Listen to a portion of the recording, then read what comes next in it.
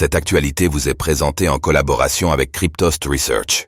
Ayez un temps d'avance sur le marché crypto en rejoignant notre communauté premium. Venezuela, la compagnie pétrolière PDVSA veut accentuer sa transition vers les crypto-monnaies. Pourquoi ? Au Venezuela, la compagnie pétrolière PDVSA a fait part de sa volonté d'accentuer ses ventes de pétrole en crypto-monnaie. Cela s'inscrit dans le sillage de sanctions à venir de la part des États-Unis.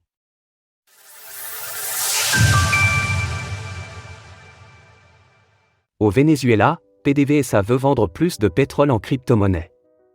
La semaine dernière, les États-Unis ont annoncé des sanctions à venir sur le pétrole vénézuélien, en réponse à des désaccords sur l'organisation de l'élection présidentielle du 28 juillet prochain et la politique de Nicolás Maduro.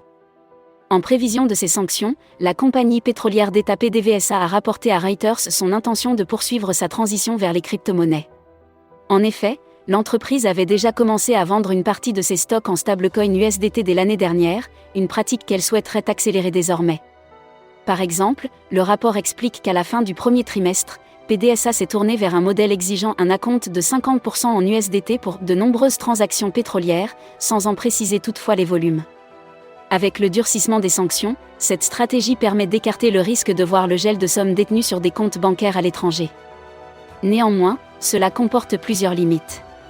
Rappelons par exemple que Tether s'est déjà plié aux exigences du Trésor américain par le passé avec l'affaire Tornado Cash.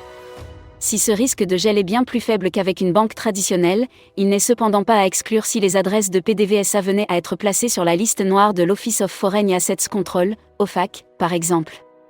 Par ailleurs, un frein plus concret limite encore ces échanges en crypto-monnaie, le manque d'adoption.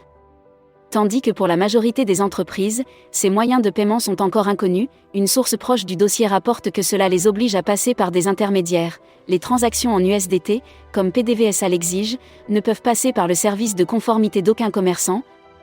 Donc la seule façon de les faire fonctionner est de travailler avec un intermédiaire. Alors que les crypto-monnaies sont justement censées éliminer les intermédiaires, il est donc ironique de voir qu'un tel cas de figure oblige plutôt à en solliciter. Malgré tout, ces cas d'utilisation sont intéressants à observer en matière de démocratisation. Source: Reuters.